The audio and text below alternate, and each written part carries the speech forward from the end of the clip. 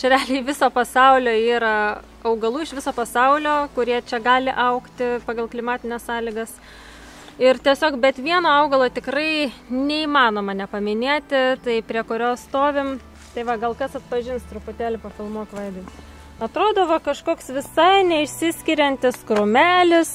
Gyvatvorė, sakyčiau. Kažkokia gyvatvorė, va, visžaliai lapeliai, žiemą žaliuoja, tai visžalis augalas. Nu ir spėk, Vaidai, kas čia gali būti? Nežinau. Čia yra arbata. Aha. Tiek ir užtektų realiai pasakyti. O kokia arbata? Žalioji? Čia yra ir žalioji, ir baltoji, ir juodoji, ir puer arbata. Čia yra realiai tai, ką mes vadiname dažniausiai arbata.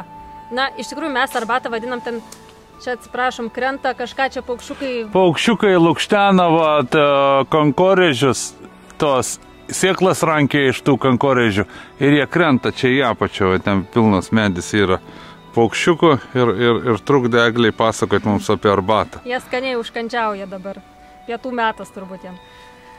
Tai va, šitas augalas yra tai, ką mes vadinam arbata ir, na, mes aišku arbata vadinam ten ir žolelių arbatą, ten gauromečio arbatą, dar ten visokias, bet tradiciškai arbata yra vadinamas būtent šito augalo, kaip pasakyti, gėrimas. Čia yra kininis arbatmedis, lotiniškai vadinasi Camellia sinensis, anksčiau vadinosi Thea sinensis.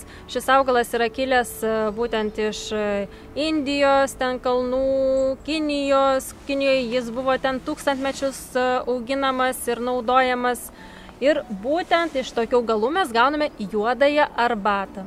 Tai dabar, jeigu mes nusiskunam lapukų parėję, pasitaitytumėm, mes gertume tikrą arbatą? Mes realiai gertume ne juodąją arbatą, bet galbūt šiek tiek primintų kažkiek baltąją arbatą, nes kuo skiriasi baltoji, žalioji, juodoji arbata, puer arbata, tai iš tikrųjų žmonės galvoja, kad tai yra skirtingų augalų galbūt arbatos, bet realiai tai yra vienas ir tas pats augalas, tiesiog lapeliai yra renkami skirtingų metų ir apdorojami, paruošiami skirtingų būdų. Sakykime, baltoji arbata jinai ten yra iš jauniausių tų pumpuriukų nuskinama, jauniausi pumpuriukai, lapeliai, ten, man atrodo, šiek tiek pafermentuojama galbūt yra, tiksliai to proceso nežinau, negaliu pasakyti, bet tuomet mes gaunam tą švelniausią baltąją arbatą, kur ten jau vos jinai ten nudažo. Jeigu mes žaliąją arbatą, man atrodo, jinai tiesiog yra nuskinami lapukai, labiau subrendę ir džiovinami tiesiog. Ir jie yra minimaliai, kaip pasakyti, pažeisti. Ir žalioji arbata jau turi kofeino, jau stipresnę spalvą turi. Tai reikia pasiskinti, pasidarysim žaliosios. Taip.